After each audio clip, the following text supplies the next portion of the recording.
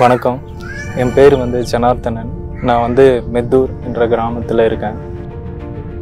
இந்த அம்பேத்கர் மட்டுமே தான் வரைஞ்சிட்டு இருப்பீங்களா கடைசி வரையும், வேற எதுலேயும் போக மாட்டீங்களான்னு அந்த கேள்வியெல்லாம் கேட்குறாங்க. அது ஏன் கேட்குறாங்கன்னு எனக்கு இப்போ வரையும் புரியல. ஏன் அவர் வரிதுனால தான் இருக்கு. அவர் வரிகிற புத்தர் வரிகிற இதுதான் தெரியுமா உனக்கு? அந்த புத்தரை இப்படிதான் இருக்கணும்ன்றத கலர்ஃபுல்லா இருக்கணும், இல்லைன்னா ஒரே ஷேட்ல இருக்கணும் காட்டும். நான் கலர்ஃபுல்லா கூட மாத்திருக்கேன்.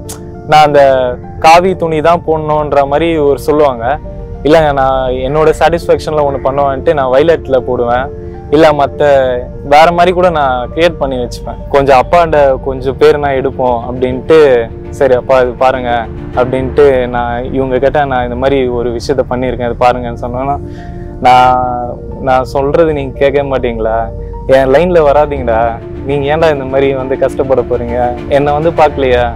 கஷ்டப்பட்டு படிச்சாதான் இப்போ இருக்கிற வேல்யூ இருக்க மாதிரி இருக்கு, நீங்க ஏன் அந்த ஃபீல்டில் வரீங்கன்னு சொல்லின்னு இருந்தாரு.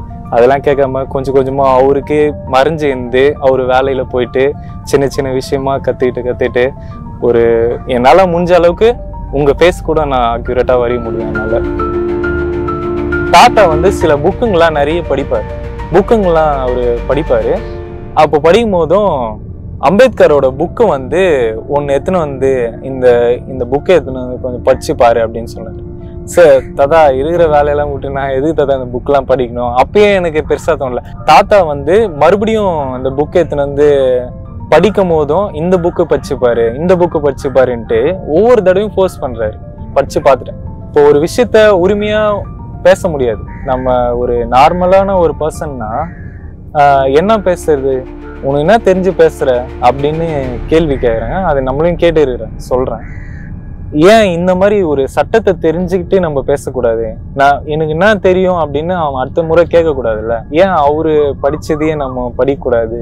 சரி, ஏன் நம்ம கலையை பண்றோமே, அவரு விஷயத்த ஏன் முதல்ல வச்சு பண்ண முடியாது? அம்பேத்கர் என்ற ஜெய்பீம் என்ற ஒரு முழக்கமாகட்டும், இல்ல சின்ன சின்ன இதுவாகட்டும், கூட்டத்தை கூட்டு கூட அம்பேத்கர் இது சிலை செய்யலாம்பா, இல்லைன்னா வரியலாம், எனக்கு என்ன ஏதாச்சும் பண்ண விடுங்க, எனக்கு ஆர்வமா இருக்குது, ஏதாச்சும் நானே ஒரு இதுவா கேட்பேன். அப்படி கேட்கும் போதும் உங்களுக்கு வரி தெரியுமா, சும்மா பென்சில்ல வரைஞ்சு காட்டுங்க அப்படின்னு சொல்லும் போதும் சும்மா அண்ணனுங்க இவங்களா சரி வரைஞ்சு காட்டுங்க போனோம், வரைஞ்சு காட்டினேன். சரி நல்லா இருக்குடா, நீ பென்சில்ல இங்கெல்லாம் வரைகிற, உங்க அப்பா மாதிரி செவுத்துலாம் வரைவியா இல்லை சிலை செய்வியா அப்படின்னு கேட்கும் போதும் நான் எங்க வீட்டுல செவுத்துல ட்ரை பண்ணி சின்ன சின்னதா பார்த்தேன். நீங்க பாத்தீங்கன்னா தெரியும், அந்த செவுருல இன்னமும் அழியாது இருக்கும், சின்ன முகம் மாதிரி.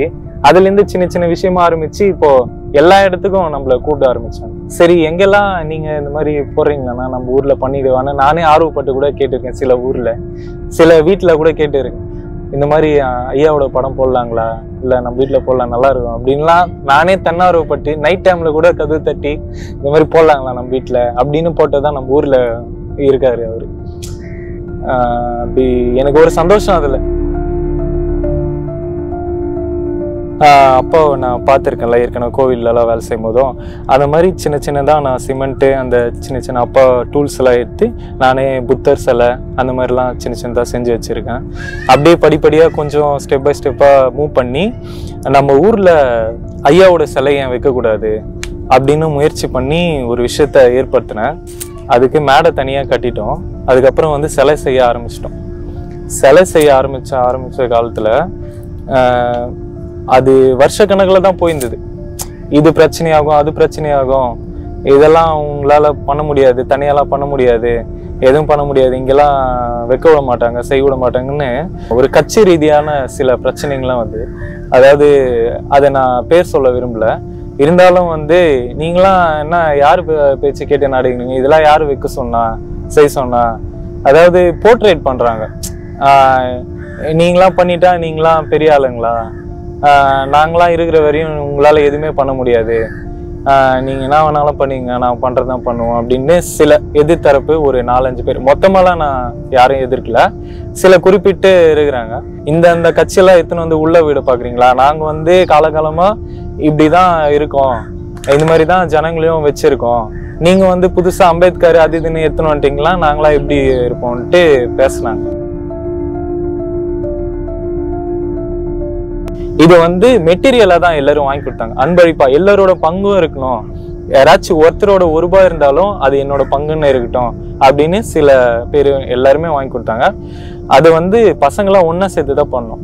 இது வந்து வைக்க போற டைம்ல நம்ம சிலை செஞ்சுட்டு அந்த மேலையெல்லாம் கட்டிட்டு வைக்க போற டைம்ல பர்மிஷன்லாம் கிடையாது. அது தெரிஞ்சிருந்தாலும் நம்ம வச்சிடலான்னு ஒரு ஆதங்கம் அப்படின்னு செஞ்ச ஒரு விஷயம் தான். அது யாரோ பின்னால விஷயமா சொல்லிட்டு போலீஸு சப் கலெக்டரு எல்லாம் வந்து நின்ட்டாங்க. அப்புறம் நின்னோடனே மேடையே இடிக்க வேண்டிய நிலைமையாச்சு. அந்த சிலை எடுத்துனா நம்ம வீட்டான் தான் இருக்கு. இப்போ எல்லா கனவும், அதாவது ஒரு பெரிய கோட்டை கட்டியிருப்போம், அது எல்லாமே சுக்குநூறு ஆயிட்டா எப்படி இருக்கும் நம்ம கண் எதிர, அந்த மாதிரி ஆயிடுச்சு. நான் காட்டுப்பள்ளின்ற ஊர்ல கால் மேல கால் போட்டுன்னு உட்காந்து சாரம் வந்து சரியா கட்டலான்னா அது வந்து அவுந்துக்குச்சு. அந்த அவுந்துக்குன சாரத்துல கால் உடைஞ்சிச்சு. இந்த கொம்பு வந்து சரியில்லை. அது அவங்க கிட்ட சொல்லலை நான். மறுபடியும் ஆளுங்களா, அது வெயில் டைம், நல்ல வெயில் டைம், ஏப்ரல் மாசம்னா உங்களுக்கு தெரியும்ல, அந்த மாதிரி மாசத்துலதான் அவரோட பர்த்டே வருது 14ஆம் தேதி. நம்ம ஒரு 10 நாளுக்கு முன்னாலே கூப்பிட்டாங்க. ஆள் வேற அப்ப சரியா கிடைக்கல. ஒரே ஒரு சின்ன பையனை தான் ஹெல்ப்பரா கூட்டுன்னு போனேன்.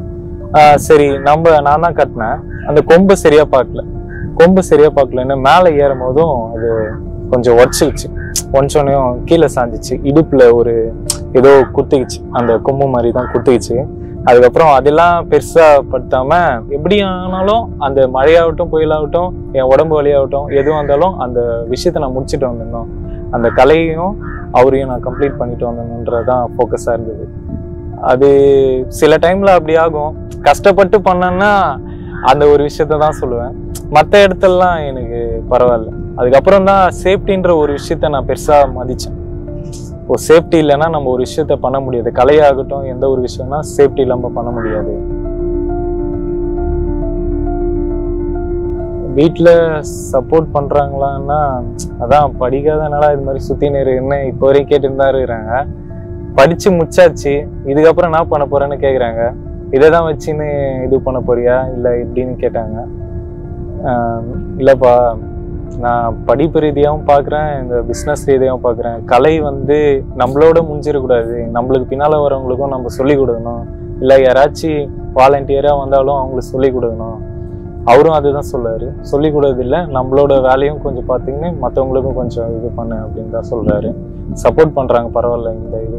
இது மூலிமா நான் வந்து இந்த ஹவுஸ் பெயிண்டிங் கான்ட்ராக்ட் எடுத்து பண்ணுறது, வால் டிசைன் பண்ணுறது, இப்போது ஷாப்லாம் ரெடி பண்ணுறது, அந்த மாதிரி ஆல்டர்னேட்டிவாக நிறைய பண்ணுறேன். அந்த மூலிமா எனக்கு கொஞ்சம் மணி வருது. அதை வச்சு நான் கொடுக்குறேன் வீட்டில். அதனால் கொஞ்சம் சாட்டிஸ்ஃபேக்ஷனாக இருக்குது. பெருசாக ஒன்றும் முன்னேறல.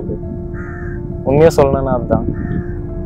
நான் பெருசாக காசெல்லாம் எதிர்பார்க்க மாட்டேன்.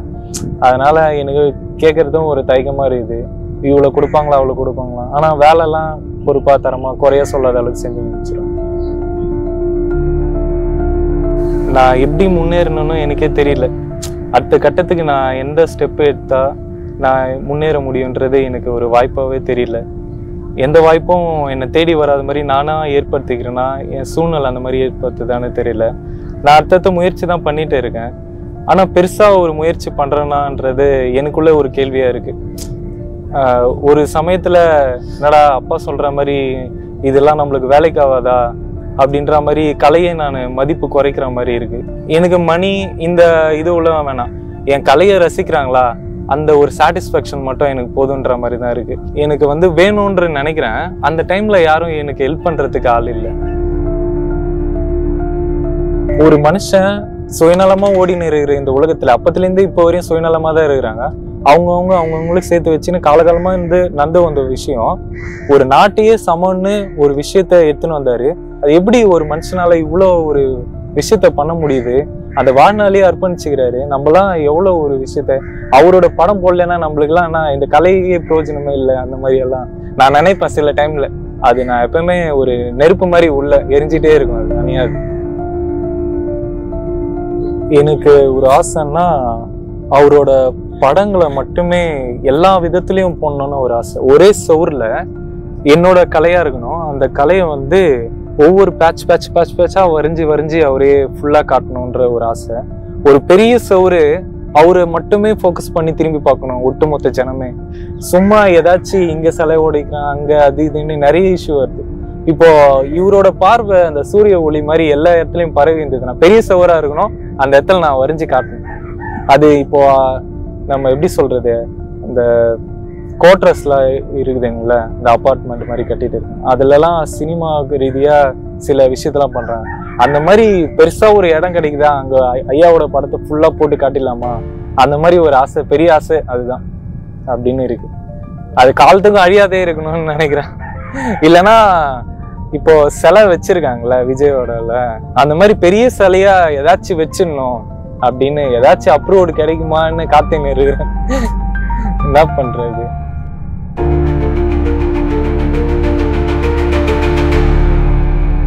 ஜெய்ஹிந்த்.